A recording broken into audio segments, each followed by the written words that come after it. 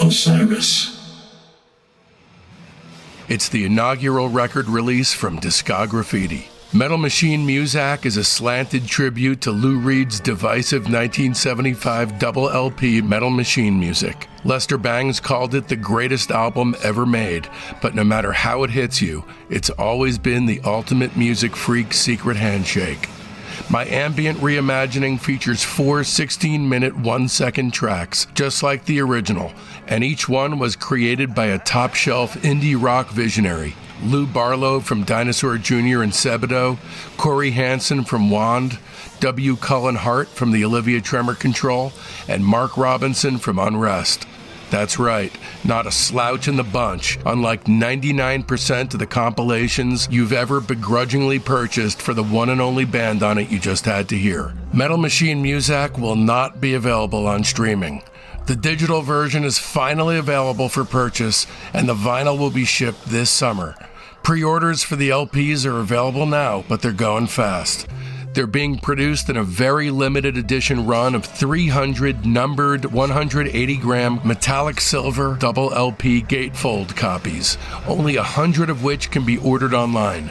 These copies will be numbered from 1 to 100, and they're first come, first served. To order either the digital or the vinyl, just head over to patreon.com/discograffiti/shop. Again, that's patreon.com/discograffiti/shop. Don't miss out on Metal Machine Muzak, the ambient experience designed to make Brian Eno run screaming. Let me ask you a weird question, and no disrespect to Chris, because I think he's a genius. Is this your group, Bruce? Were you the initial guiding hand into this happening, and then Chris realized, hey, this might be a good vehicle for me to work out some of the things that I'm interested in? That might be.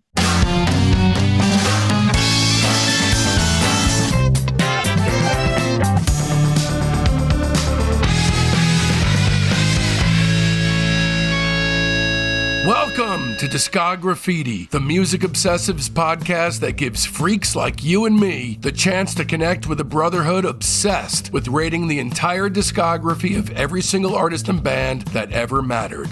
I'm your host, Dave Gebrow, and with 3 to 4 episodes each week, you're going to gain a comprehensive knowledge of an act's history and output in the time it takes to listen to one album. Each new guest swings a hard left into an area you either had no idea you needed to know about or know all about and can't believe you're not alone out there. I am thrilled to announce that we have partnered with the podcast network Osiris Media, the leading storyteller in music. You can check out all their music podcasts at osirispod.com. And in this episode, we'll be turning our spray cans on the free design. Along with our special guests, Sandy, Ellen, and Bruce Dedrick, who will be taking us by the hand and giving us a guided tour of their years as objectively the greatest sunshine pop group of all time. We'll also be rating all their releases, every last LP, promo effort, and sidelined obscurity you can think of, although some of the more obscure ones will only be included in the Patreon edits of this series. This is part 1 of 3, culled from a 5.5-hour interview with all 3 siblings, the only one of its kind in existence.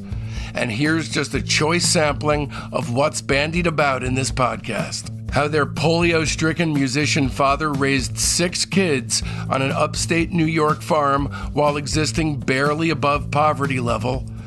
What allowed them to sing their complex vocal arrangements right along with the session musicians as they laid down their tracks live in the studio, and a deep dive exploration of their classic 1967 debut LP, Kites Are Fun. Before we kick things off, just a quick word from Sandy. Hey lads and ladies, I'm Sandy Dedrick, lead singer of The Free Design. If you think kites are fun, wait till you hear the extended director's cuts of the Free Design episodes Bruce, Ellen, and I did with Discograffiti. If you're as much of a completist as I'm guessing you are, you probably won't want to settle for the truncated versions of these interviews, seeing as this has been the most comprehensive interview the Dedrick clan has ever given. The Lieutenant tiers got the extended cut, and the Major tiers got the super extended ultimate cut. Support Dave Gebrow, because the guy works his butt off on this. Go ahead and treat yourself to a Patreon subscription at patreon.com/Discograffiti. If you're a free design superfan like me, you'll want to turn this free version off right now and opt for the ultimate major cut of this episode on our Patreon page, which features 23 additional minutes of essential material, including overviews of entire releases that we had to cut for time. And you can find it in our Patreon shop for mere pennies at patreon.com/Discograffiti/shop. Or just subscribe for access to the complete versions of all our shows. Longer cuts are on the Lieutenant tier, and our longest ultimate cuts, they're on the Major tier. Even if you're on the fence, just head over there because it's finally free to become a basic member. Okay, first things first, you need to know just how seriously I take this craziness. Discograffiti is a music obsessive's dream come true. The guest and I explore an artist or band's entire discography in a futile but valiant attempt to reach a higher truth, which often is cleverly disguised as a nerdy compendium of star ratings and lists. The show is heavily researched, and the music is always reassessed with fresh ears. We don't just cover albums. We do a searingly honest deep dive analysis of all EPs, singles, comp tracks, relevant solo work, and sometimes even bootlegs and live stuff. Every release is slapped with an objectively accurate star rating between 0 and 5, which allows us all, the real reason we do this, the Tootsie Pop reward at the center of the rock and roll lolly, to come face to face with the true shape of an artist's overall arc. Coming up, we've got Michael Imperioli rating his favorite band, The Smiths, an interview with Tom Bailey from the Thompson Twins, Robert Schneider rating the Strawberry Alarm Clock, and a massive, many-guested launch into the Beach Boys' entire catalog. So don't miss out. Open up your listening app right now and subscribe. And away we go then! Today's three guests have done their part and then some in substantiating the theory that there's no sound in the universe quite like siblings harmonizing together. The three of them comprise a unanimous chunk of the free design, the soft pop masters who released 7 stunning records in the late 60s and early 70s, and then one more at the turn of the century when the surge of popular demand had engulfed them. Along with brother Chris, these three human beings rewrote the Sunshine Pop rulebook.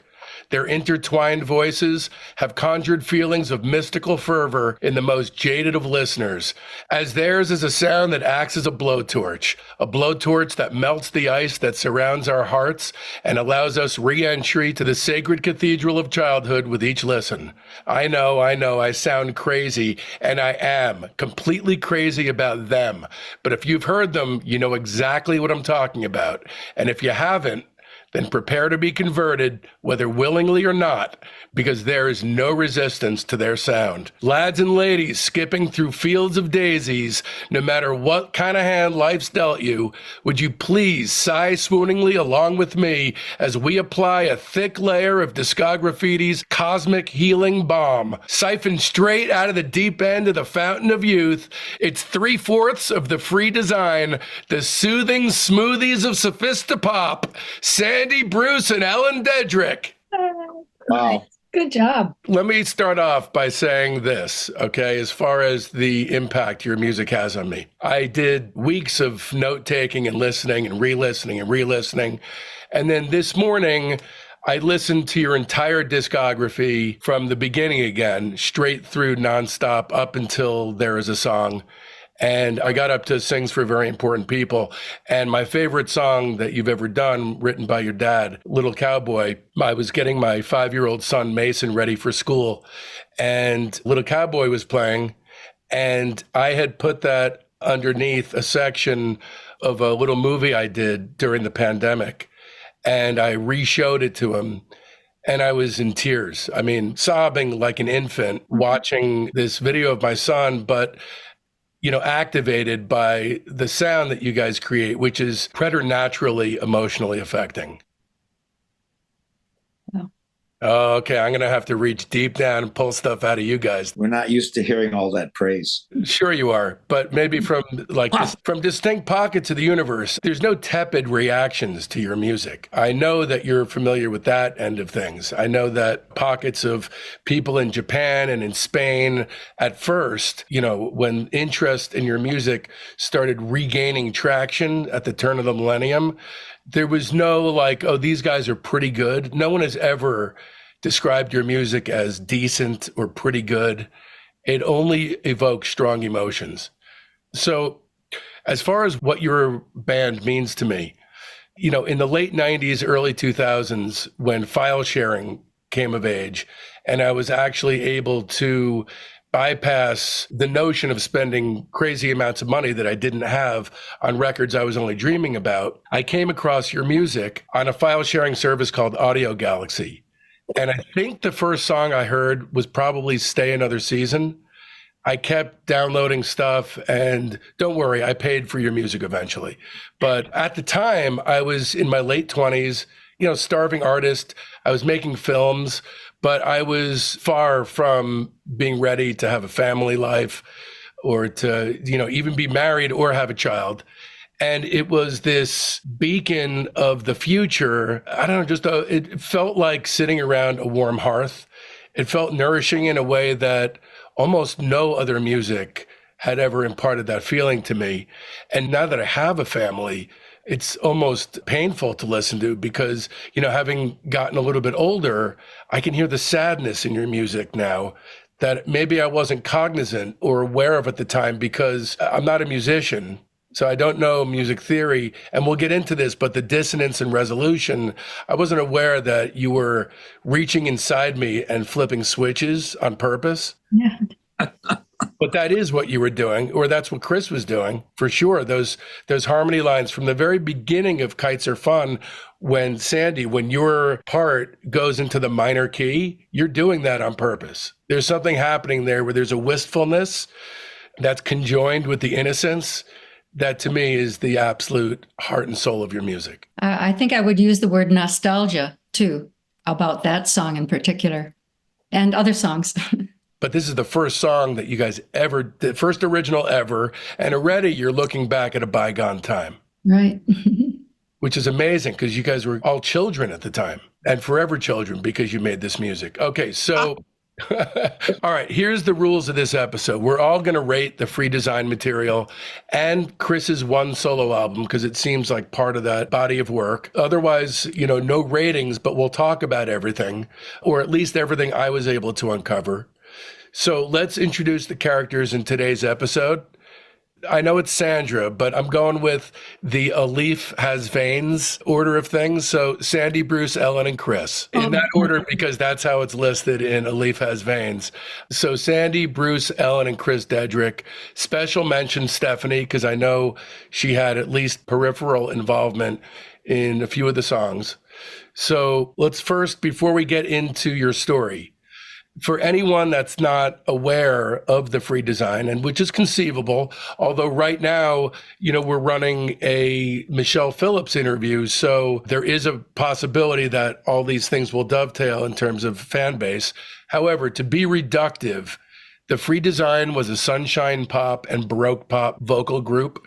They had a series of late 60s and early 70s albums that combined Burt Bacharach-style sophisticated pop, Millennium Kurt Becher-style sunshine pop, light psych, lounge jazz, and children's music. Another way to put it is that it's psychedelic, easy listening that vacillates wildly with ferocious inspiration from the middle of the road to the edges of the avant-garde. Which, man, does that tickle my fancy. Though you guys did not achieve huge commercial recognition during your main recording career, your work has been resoundingly influential, including bands and artists like Stereolab, Cornelius, Pizzicato 5, Beck, Super Furry Animals, The High Llamas, and Belle and Sebastian. Just to touch on that before we go all the way back to Delavan, in terms of how your work and the inspiration thereof has rippled over time. Is it odd? Is it bemusing, awe-inspiring? Is it like, where were you then? Or are you grateful? I'm grateful, actually. I appreciate that they loved our music and that they redesigned it in fantastic ways, I think. Let's go back to the beginning, because the real roots of your story lies in your rural upbringing, 2 miles out on the outskirts of Delavan, which is a tiny crossroads of a town of, I believe at the time, of about 700 people, with only a few stores and an ice cream parlor, right? Right. And a bar. And a couple churches. So there were 6 of you, right? I don't know if this is the right order, but Sandy, Chris, Bruce, Ellen, Stephanie, and Jason. You were raised in a country house on 2 acres where music was basically embedded into your beings.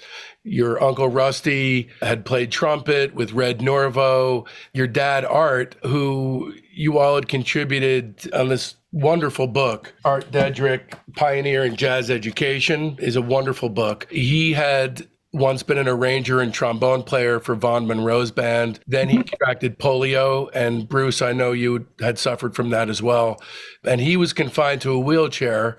Reading about his determination and your mom, the bomb, Jessie, her willfulness, in caring for him, but making him care for himself so as not to wind up being dependent, it seems to have had major impact on all of you. That must have been an inspirational thing to grow up with, to watch your dad, especially in a world that was not as sympathetic to the needs of the handicapped back then. Not at all. I remember when he would come to New York, we would haul him upstairs across curbs.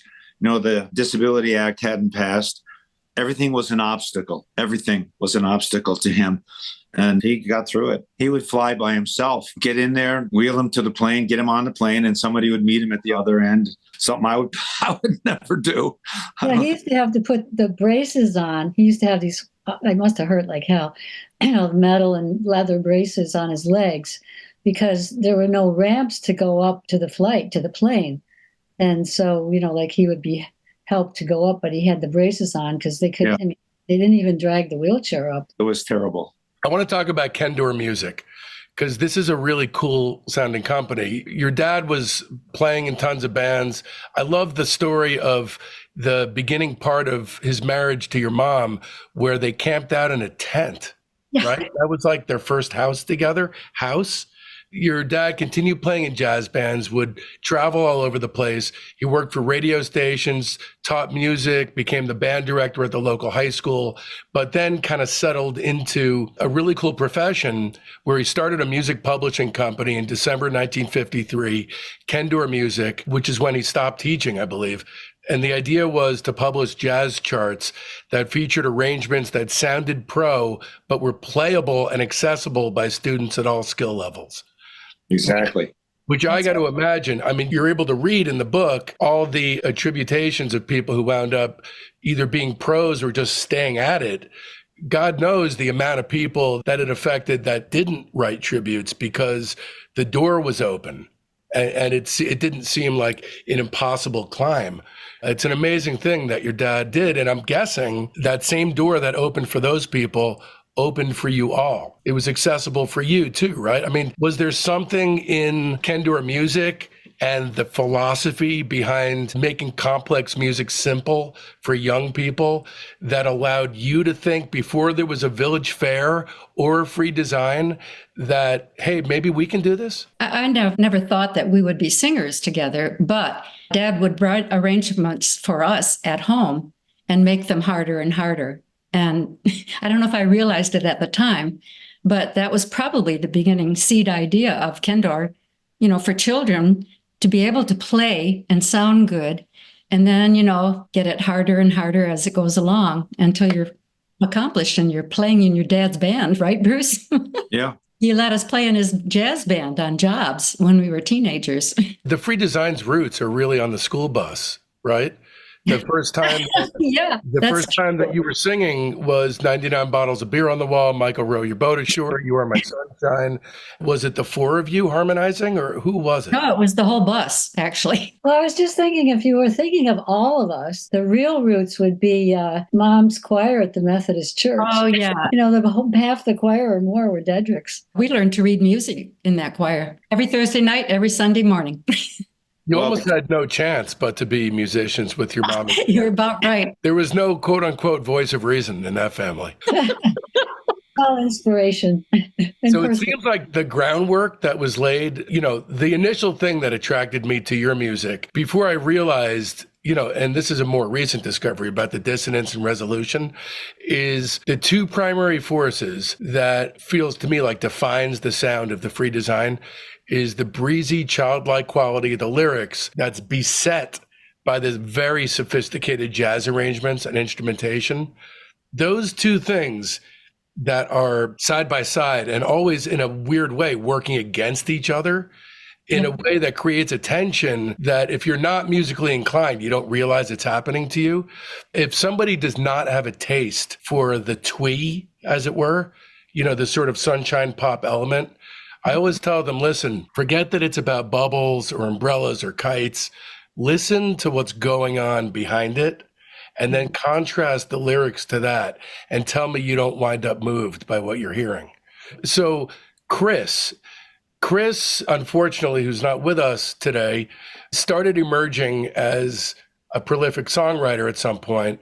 But Sandy, Bruce, and Chris, you all studied music in college. Eventually, you converged in New York City around 1963, 64, right? Yeah, something like that. 64. So, Sandy, you were already married. You were teaching music in Long Island. Chris was living with you for about 9 months and with your then husband, Joe, while studying at Manhattan School of Music. Bruce, you dropped in regularly with your guitar, although you had played trombone primarily, but at the time were you starting to learn guitar? Yeah. And then the three of you just started singing for fun, harmonizing Peter, Paul, and Mary songs and some other basic folk music. Then you started calling yourselves the Village Fair and began singing in the coffee houses in Greenwich Village like the Bitter End and freebies at open mics. Did you give yourself the name Village Fair because you started playing out? Or did you say, hey, let's start an actual band before you even went out and did anything in public? No, I think we started that name because of going to the Village. And I also want to acknowledge Bruce for initiating all of this. There would be no free design without you, Bruce, honestly, because he kept coming to my apartment with a guitar. And I had been given a guitar for my birthday.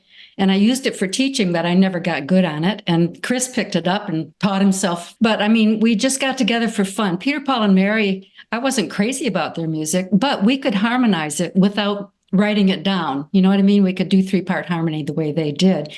And that's the reason we got started. Was Chris arranging these harmonies, or were you just playing and kind of developing your own parts? Just happened.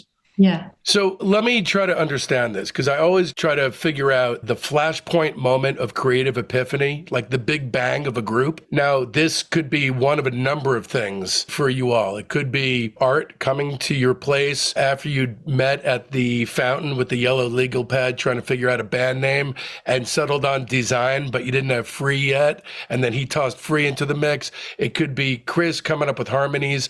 It could be Bruce pushing you all into becoming a group. Can you all agree maybe on what that flashpoint moment of creative epiphany was for the free design that made the group into an actual group? I would have to say Bruce pushing, just showing up all the time and saying, let's sing, and we did. And we kept singing and singing. And somebody said, oh, was it Dad who said, the sound is pretty good. Why don't you do original things instead of Peter, Paul, and Mary? And that's how that all started. Right, Bruce? You got anything more to say? I think you're pretty close, yeah. Let me ask you a weird question, and no disrespect to Chris, because I think he's a genius. Is this your group, Bruce? No. Okay. Were you the initial guiding hand into this happening?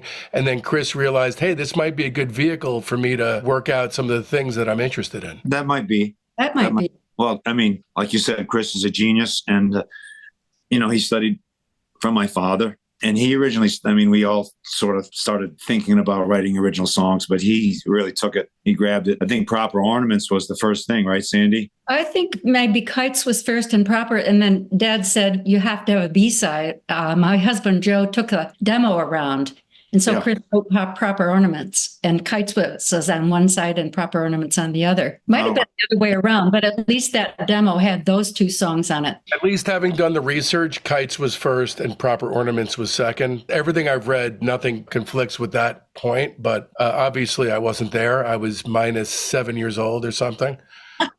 Minus? Yeah. That's so funny. So your dad funded that demo, and then 2 weeks after you recorded it, and by the way, those two songs being the first songs that Chris ever wrote, right? Yeah. That's insane. It is insane. Talk about starting strong. I mean, he didn't have to work through a whole bushel of crap to get to that. He started at the top of the mountain. It's incredible. Quick question. Was Umbrellas the first song you wrote, Bruce? Yeah, probably. Amazing. So 2 weeks after you recorded your demo, you were offered to be signed by 2 or 3 labels, including RCA Victor, but those companies all had staff writers and would have chosen the material for your records. I know your dad had an involvement. He wasn't quite your manager, right? Well, I call him my manager, our manager. He was a quiet manager, let's put it that way. But he had influence, and I think his influence to have us go with Enoch Light allowed us to put original songs like, wow, how many? 9 original songs on our first album? That's unheard of. All right. So it's the summer of 67. You now needed new songs to go along with that creative freedom, not to mention a new name. You go to that fountain, you bring that legendary long yellow legal pad, which my dad still uses, and start brainstorming ideas. Someone says the word design, everyone likes it. Art throws free into the mix, and bingo. So phase 1, Dissonance and Resolution, 1967 to 1970. Hi, I'm Dave Gebrow. I threw my career as a licensed hearing instrument specialist in the trash, sold my house, and moved to the East Coast with my wife and 4-year-old son in order to focus on making the ultimate podcast for music obsessives thrive. Now I need your help. Although Discograffiti is rated in the top 2% of all podcasts globally, the economics of this thing are tricky. Becoming a member of Discograffiti's Patreon gives you access to over 100 more exclusive episodes. And moving forward now every Sunday for only $5 a month as a private first class, you get our new weekly show by and for Discograffiti's Patreon family, the Discograffiti Soldiers of Sound podcast. As a lieutenant, you get an ad-free, substantially elongated director's cut of every episode. And you'll be getting the shows a few days earlier than the general populace, which is designed to make you feel even more special than you already are. So when you become a major, you'll be getting access to the ultimate director's cuts of all our sprawling, super deep dive episodes. As far as I'm concerned, these super cuts have absolutely everything that was meant to be heard. Plus, you get yours before the lieutenants get theirs. But that ain't it. You also get all our other series, like Discograffiti's Top 10, our Buried Treasure show, Rock Cousteau, our Slag Off show, Queasy Listening, and exclusive limited series like The Private Press with Paul Major. And if you've got no financial worries to speak of, keep in mind that some of the higher Patreon tiers allow you to actually advertise on the show, choose the bands we cover, or even some of the guests we get. For the price of a cup of coffee a week, you can ensure my family's fed, build a music library that'll be the envy of your block, and connect to a thriving community of music maniacs all at the same time.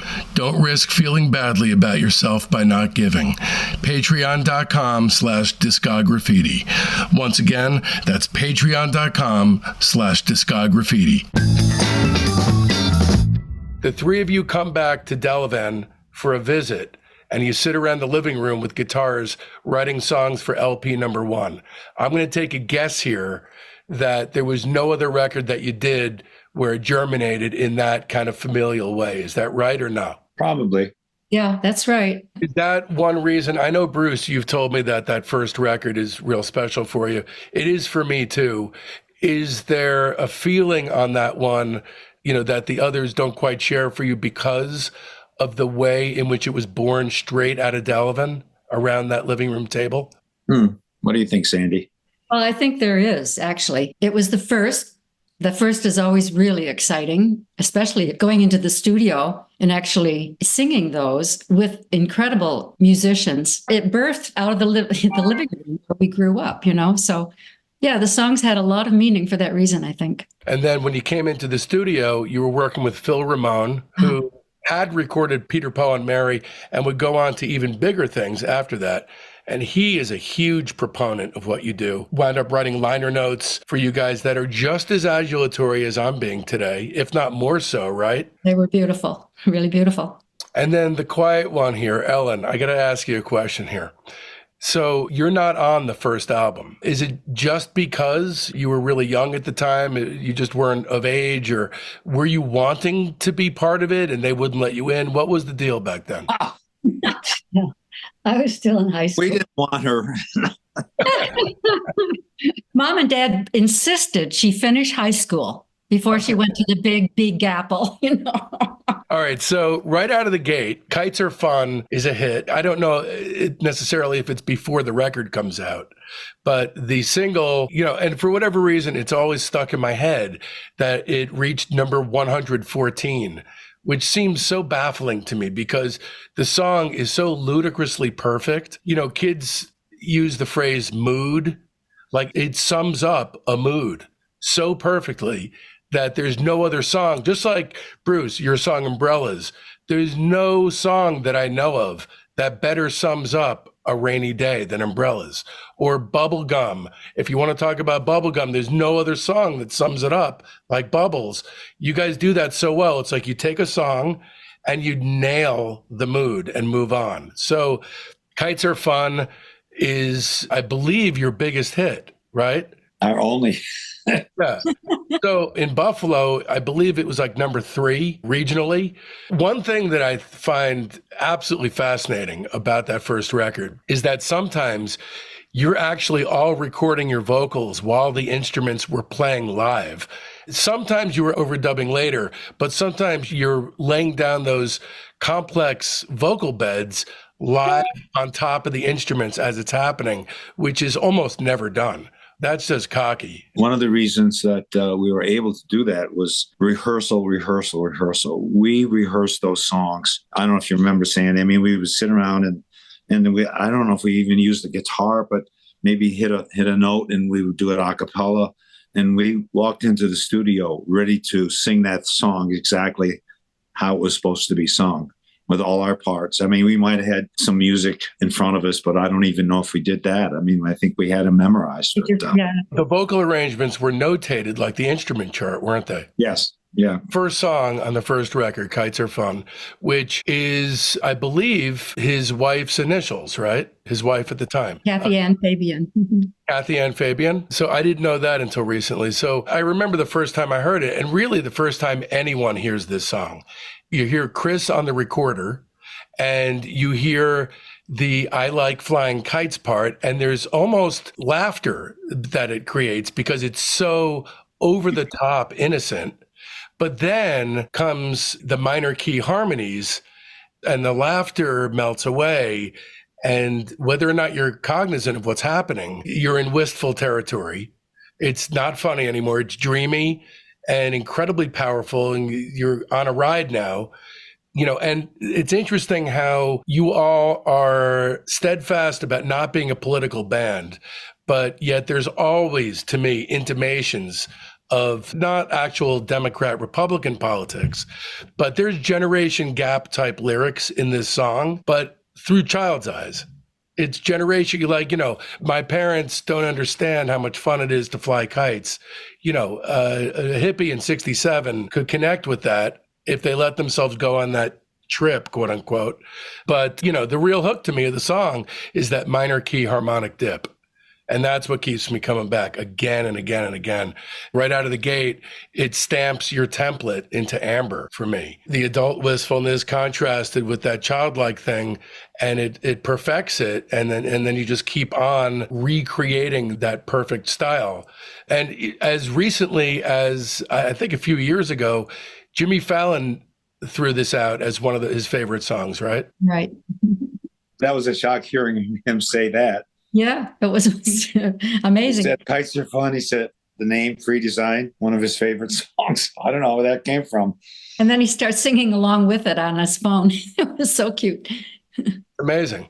And then, the next song, Make the Madness Stop, again, with that, initially with the come along, with the complex harmonic pattern that you're establishing at the outset, it again throws down a sort of gauntlet about who you are as people and a kind of manifesto. And there is, again, there's lyrics in here that portend to the fact that although you sideswipe it in some of the lyrics that you have because it's very playful and childlike, there are things that are sung about in the words that are very much of the time and are very serious. And man, do I love that line, honesty and purity, beauty and sincerity. Doesn't that sound corny? Wish that I were corny. Oh, wow. Yeah. That's a fantastic line. It would almost be an eye-rolling line if you weren't familiar with where you're coming from. But then there's things in this song like grouping, groping nonsense, where Chris is obviously, to me, he's talking about, free love, right? And about how traditional values, supersede that, and that this is ridiculous and what's, happening in hippie culture, you guys are antithetical to.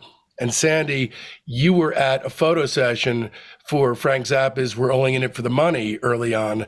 He had a similar stance. He had an anti-hippie stance, but you weren't coming at it as freaks. You were just as plain spoken about it, but you would never know it unless you really paid attention to what you were singing about. Am I reading too much into this? Blow your mind, but not completely. To me, that's anti-drug. I mean, this is flying against what was going on at the time, which was bold. I wish Chris was here. Yeah, he could explain his lyrics. Seriously. All I know is a lot of people asked us if Kites Are Fun had to do with getting high on drugs. And it didn't. Not to me anyway. Maybe it did, but not at that time. No, not at all. No. No, you quite obviously are not a drug band. I mean, blow your mind, but not completely. Make the madness stop. To me, that's the second song on your first album.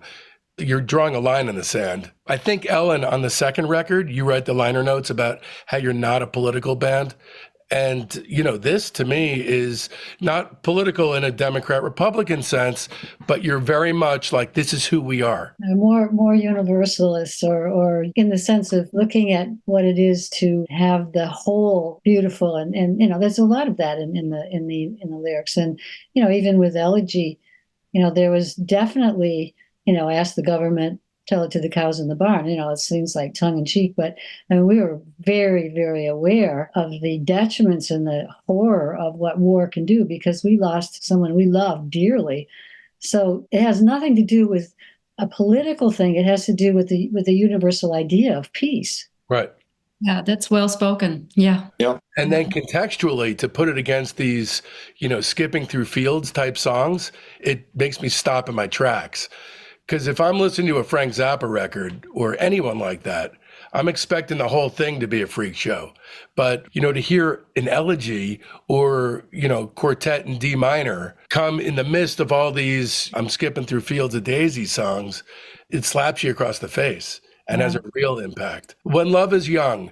So tell me about how Stephanie came to be involved in co-writing with you, Sandy. This song is beautiful. Was she just only peripherally interested in music, or how come she only had like a sort of peripheral involvement in songwriting for the band? Chris ran with the ball in terms of songwriting, and all of us wrote less and less. And Stephanie was younger than Ellen, and she played flute. She was a good musician. Beautiful singer. Do you know, Ellen, if she wanted to be in the group? I don't really know. But I do know, first of all, that I was thinking of Stephanie when I thought When Love is Young. Do you know, Ellen, if she wanted to be in the group?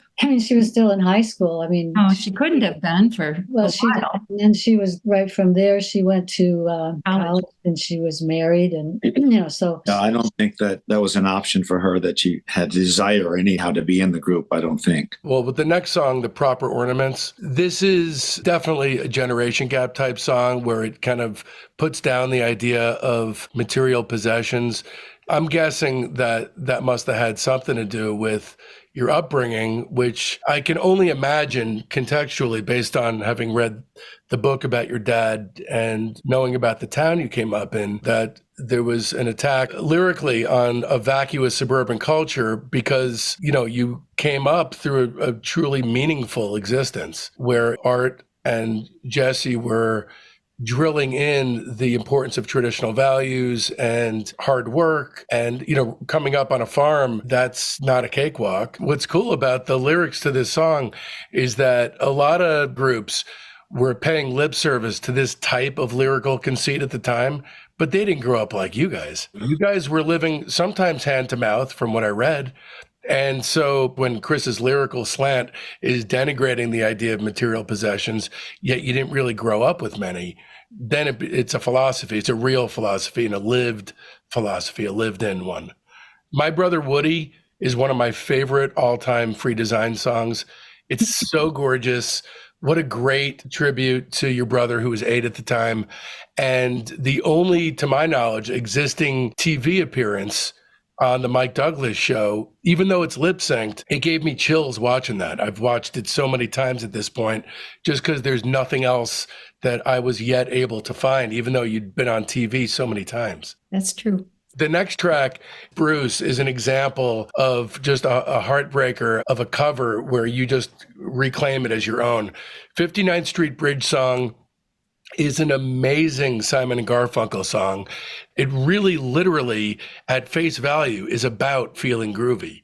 The way that the song opens with the ride cymbal, the triplets, and then goes into, at the end, I don't know what you're singing. Some of us are going da da da da, and some of us are going da da da da. Yeah. Okay. That part at the end, to me, once you get to that part, it's your song. It's not even a Paul Simon original anymore. The arrangement is so beautiful, so heartbreaking. And again, a tribute to what you said before, where some of the covers are just as good, if not better, than the originals.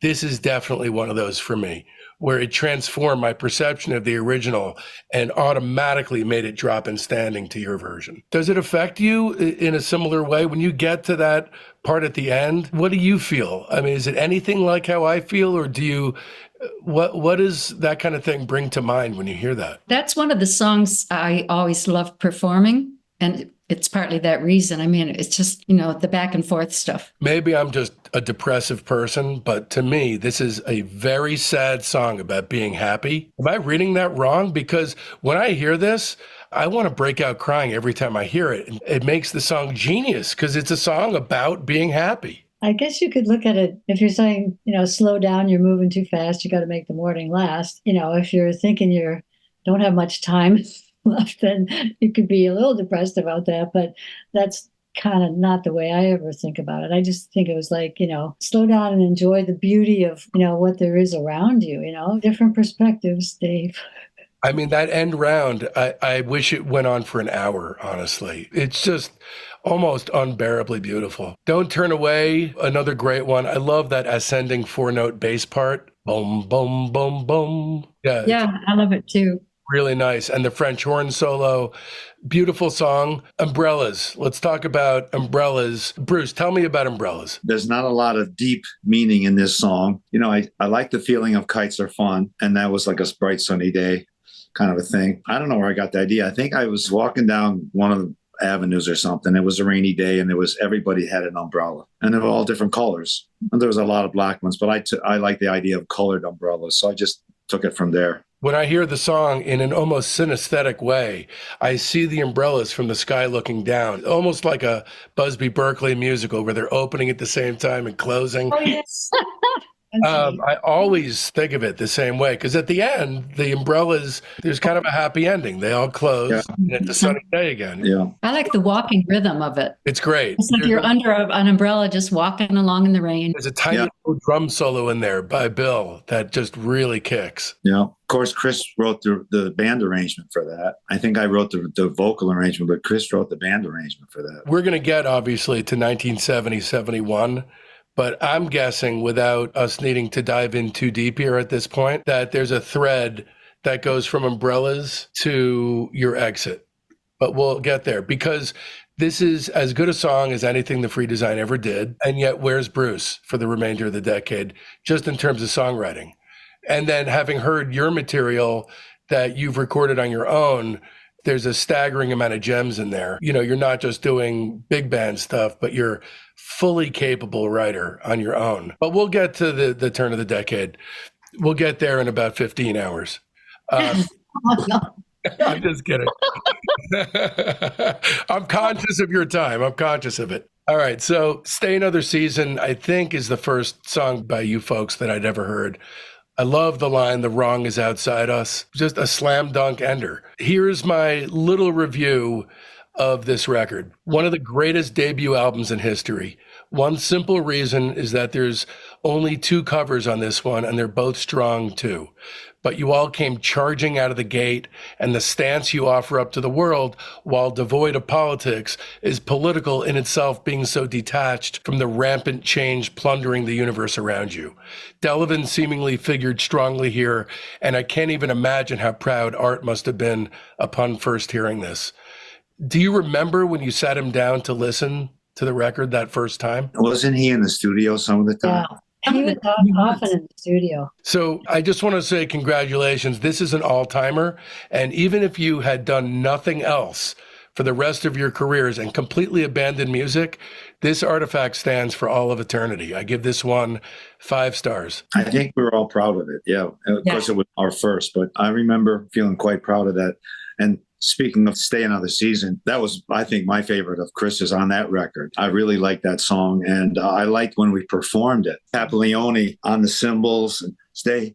It was goosebump producing when we performed it live. And then those trumpet blasts at the end of those lines are incredible. Yeah. Punctuations at the end of those lines. Did you rate these, or was that too much for you to do? I rated them.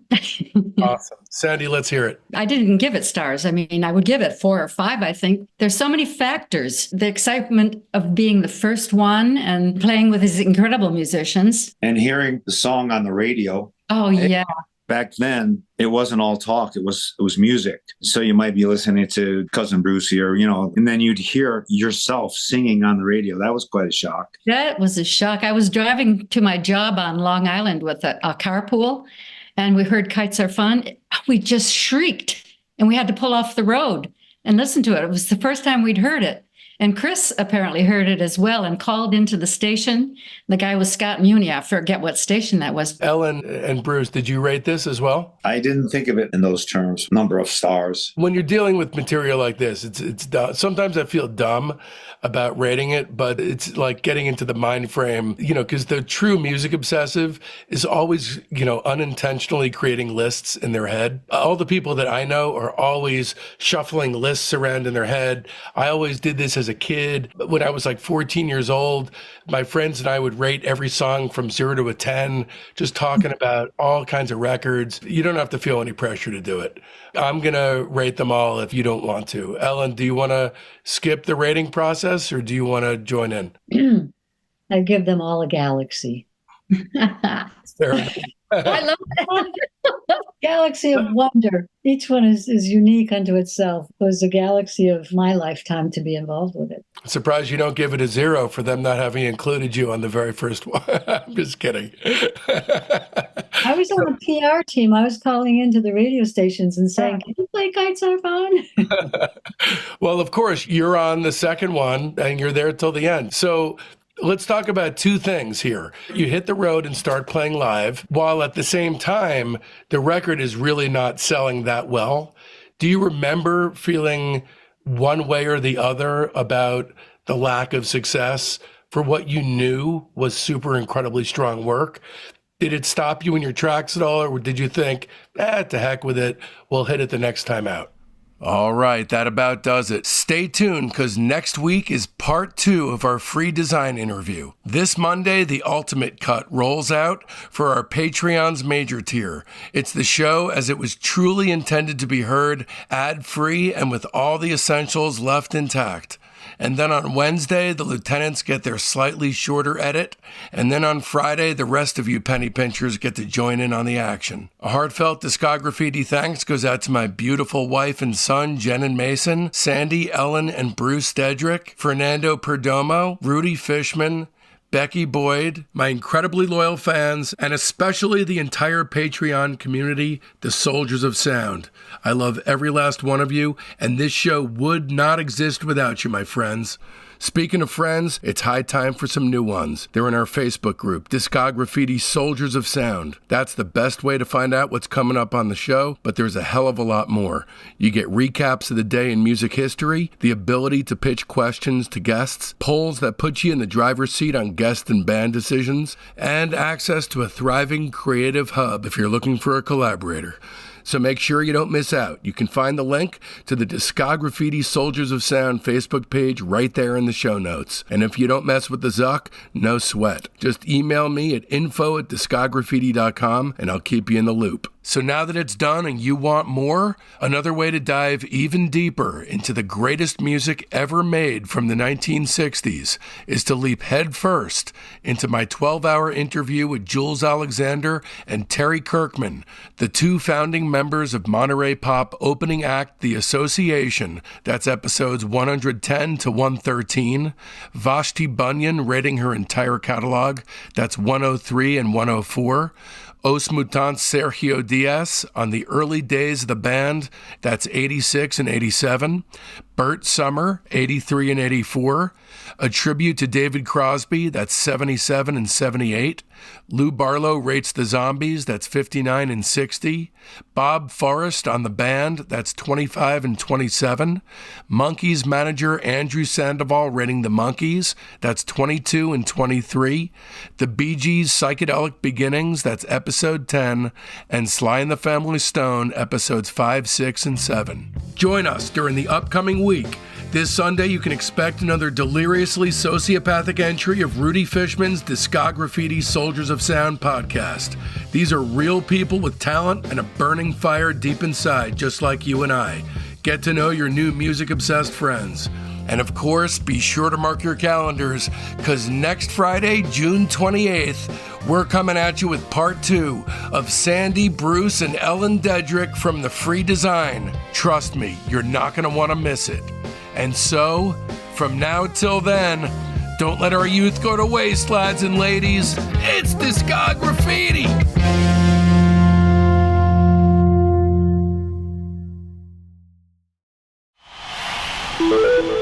Osiris.